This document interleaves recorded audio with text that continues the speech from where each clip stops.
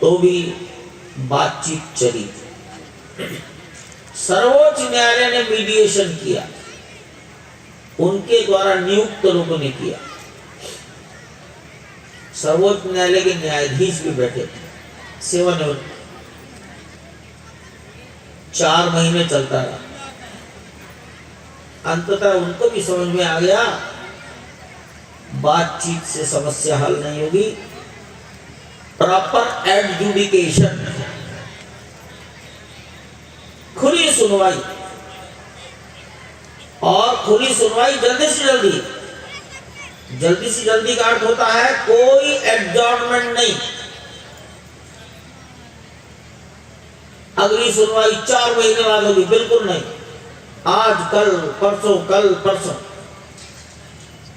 15 minute सुनवाई होगी, नहीं। 5 घंटे हो सकती है तो 5 घंटे रोज, और 5 घंटे भी करनी पड़ी। आखिर में 10 दिन ऐसे रहे जब सुप्रीम कोर्ट ने कहा कि हम 1 घंटा और बैठेंगे। सामाजिक दबाव, इस विषय को जल्दी हल करो। उसका परिणाम आपके सामने। अदालतों में केस चलते कब से थे? तो 1949 से। पहला मुकदमा 1950 का है। गरीब लोग दायर किए, अदालत में कौन लड़े? लेकिन जैसे समाज जगना शुरू हुआ, 2020 70 साल में सब समाप्त हो गए। और मुझे कहने में हर्ष है।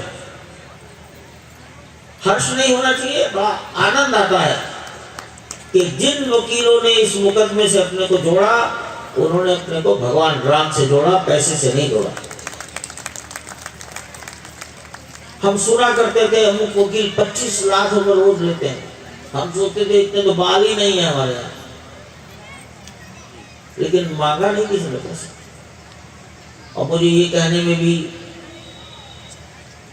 सत्य की स्वीकारोक्ति है कि दोपहर का जो लंच ब्रेक होता है, उसमें मेरे जैसे आदमी की चाय का पैसा कोई वकील दे आता था। अब चाय कितने रुपए की है भाई सुप्रीम कोर्ट की? लेकिन नहीं, हमने आपका पेमेंट कर दिया। ऐसे योग्य लोगों ने अपने को मुकदमे से जोड़ा कि भगवान राम उनके हृदय में आकर बैठ गए। उन्होंने इसको किया। पूरी कोशिश की गई है। जब इस सृष्टि में हम में से कोई नहीं रहेगा तो भी कागज जिंदे रहेंगे, रिकॉर्ड जिंदा रहेगा। तो बहुत जल्दी खत्म हो जाता है, दीमक लग जाती है, गल जाता है, चूहा काट देता है। उस कागज की रक्षा 1000 साल के लिए होगी कि नहीं होगी तो समय बताएगा। ये मंदिर इस समाज की इस स्वाभिमान जागरण का प्रतीक है। और ये स्वाभिमान जागरण संपूर्ण भारत के हर कोने में हुआ, संतों की कृपा से हुआ। मेहनत तो करता ही है कोई ना कोई, मनुष्य तो मेहनत करेगा। साधु भी एक मनुष्य है। मैं महंत अवैधनाथ जी को याद करता हूं, वर्तमान मुख्यमंत्री के गुरुदेव। वो अक्सर कहा करते थे कि जब मैं अयोध्या आता हूं, इस ढांचे को देखता हूं तो ऐसा लगता है किसी ने मेरे पिता की हत्या करके पेड़ पर टांग दिया। पर चुनौती देता है,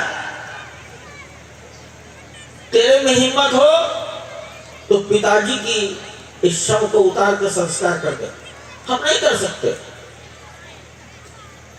क्या तुम मुझे ऐसे विचार इस ढांचे को देख कर आते हैं? ये ग्लानि, ये अपमान वो अनुभव करते। तो ये मंदिर अपमान का परिमार्जन है, पत्थरों का है। और केवल मंदिर नहीं है, तो जिस किसी को भारत की संपूर्ण संस्कृति देखनी हो, किताब पढ़ने का समय नहीं है, उस मंदिर में आकर 1 घंटा दर्शन करना।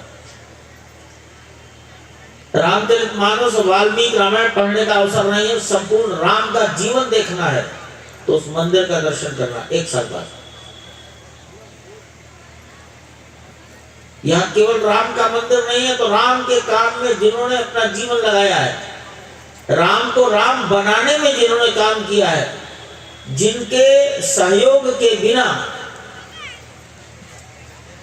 राम की गाथा पूरी नहीं होती, हमने वहां निषाद राज का मंदिर भी बनाया, शबरी का मंदिर बना है, ऋषि पत्नी अहिल्या का मंदिर बना है।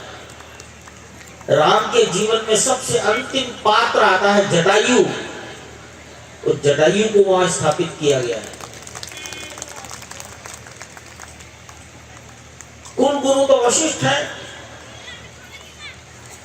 लेकिन राक्षसों का संयम नियंत्रण करने की शिक्षा तो विश्वामित्र ने दी है, तो वहां विश्वामित्र का एक मंदिर है। राम का जीवन समाज के सामने लाने का काम महर्षि वाल्मीकि ने किया, वाल्मीकि का मंदिर वहां पर है। जब युद्ध के लिए चलने लगे, समुद्र पार करने लगे, तो वहां के एक महर्षि अगस्त्य, उन्होंने राम को एक मंत्र दिया है, विजय मंत्र दिया है। आप लोग भी उसे जानते होंगे, आदित्य हृदय स्तोत्र। ये अगस्त्य ऋषि ने दिया है राम को। अगस्त्य ऋषि का मंदिर वहां बन रहा है, और संपूर्ण उत्तर भारत में हम सब के घरों में राम पहुंचाने का काम बाबा तुलसीदास ने किया है। अगर आप ये वीडियो YouTube पर देख रहे हैं तो हमारे चैनल को सब्सक्राइब करें और बेल आइकन को दबाना ना भूलें। अगर आप Facebook पर ये वीडियो देख रहे हैं तो हमारे पेज को लाइक करें।